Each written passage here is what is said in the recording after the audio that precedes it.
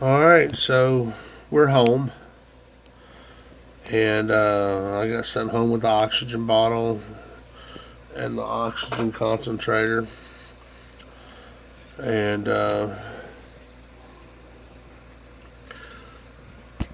it's gonna. I'm looking forward to it. I got a friend that's gonna go get me a bunch of vegetables, and another friend that sells veggies that's gonna help me, and I'm looking forward to this. Wade did my morning weigh in. It was 411.3, so over the course of the last week, I managed to lose about 16 pounds. And believe it or not, I can I can tell the 16 pounds. So came home. The wife had done an awesome job with getting the smell of smoke out of the house.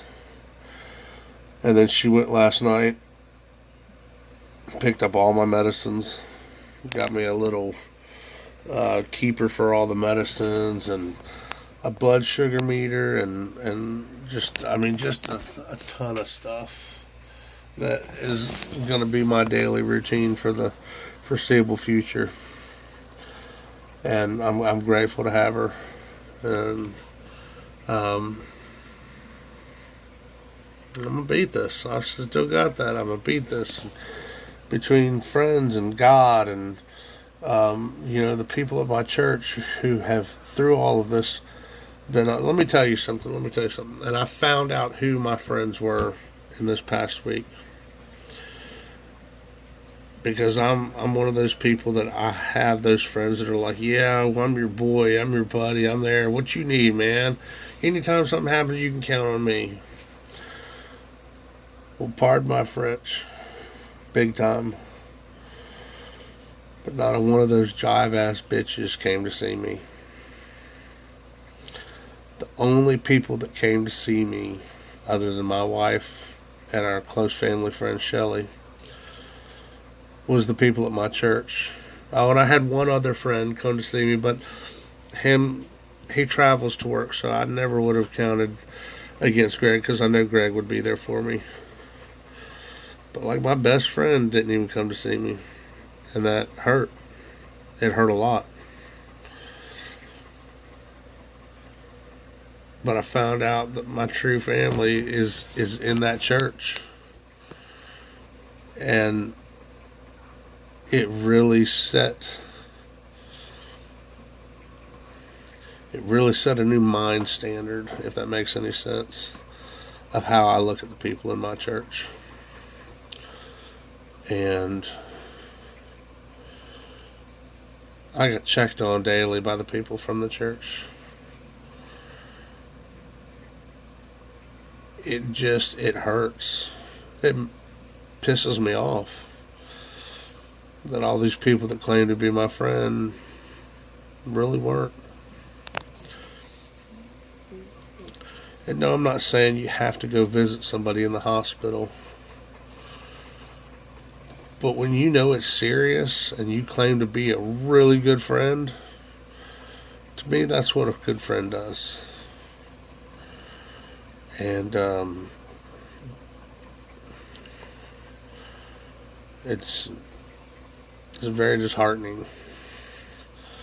And walking around the house, I chose to stay in the bedroom because every time I walked out in the living room, all I could see was the snacks on the counter, which I'm going to have to get over regardless because, 4 kids, you're going to have snacks around your house. And that's something I'm going to have to get over.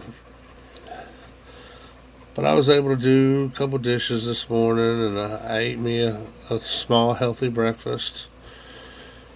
And I guess it wasn't until this morning that I realized just how much snacking I did prior to all this. And I thought of other things too. Before I moved to Mississippi, I wasn't big. I might have had a little gut, but I wasn't big. I wear a size 2X or 3X shirt, and I could still bend over to tie my shoes. Well, it also occurred to me that when I was in West Virginia, I was always active. I was always doing something. I'd get up in the morning. I was either working on my house, working on my truck, working in the shop, working on friends' cars. I was out walking in Harper's Ferry or swimming in the Shenandoah River. And these were things that I did every day, as opposed to sitting around every day. So, yeah, eating all that crap wasn't healthy, but that crap didn't sit and affect me the way it does now because I was active. So the key point that I'm learning and that I'm passing on is your activity matters a lot. If you're going through a similar thing, you need to make sure you have an activity that's going to keep you moving. Make sure that you stay moving. Hopefully in the next couple of weeks I'll get to where I can start going back down to my shop and work, and I've got some projects I got to finish. And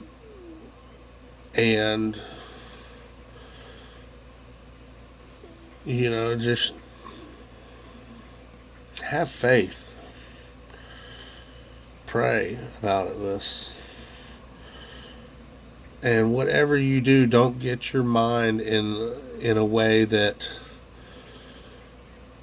of you're definitely going to do this and nothing's going to stop you and this is going to be great and it's going to be easy, because it's not going to be easy. 411 pounds. Hell no, that's not going to be easy. That's going to be the hardest thing I've ever done in my life. But in the end, it's going to be worth it. In the end, when I can walk around the zoo and not have to stop every 20 feet to catch my breath, or when I can play with my kids, and those are just drops in the buckets for the amount of things that I can think of would be better when I lose weight. Right down to clothes. Every time I go to Walmart, they have that section where they've got 20 or 30 and I can't fit none of them. But they're cool shirts. They'd be shirts that I'd really dig wearing. And I told my wife yesterday, I said, I'm going to go buy me a 2X shirt. And I'm going to hang it in the bedroom somewhere where I see it every damn day. And it's going to be my motivation. Or that's going to be one of my motivations of, I want to wear that shirt. So, if you're doing this with me, awesome. I'm happy to help. I'm happy to answer questions. And I'm happy to share all this with you. I'm not anybody special. I'm not a Kardashian or a Brad Pitt or anybody. I'm a fat hillbilly from Mississippi that is going to do this on a budget. And as I get into it and I find more places to get the stuff more affordably, I'll share that along too, because if there's somebody out there that's in my same position, I want you to have the same goal that I do and know that your future can be brighter. I'm 41 years old. By the time I hit 42, which is in about 6 months, I want to be half my size. And I know it can be done. And I'm going to do it. I know it's going to be hard. Like I said, it's going to be the hardest thing I've ever done in my life. So, stick with it. Like, share, subscribe. And we'll get through this together. And we'll do it one way or the other. So, talk to y'all later.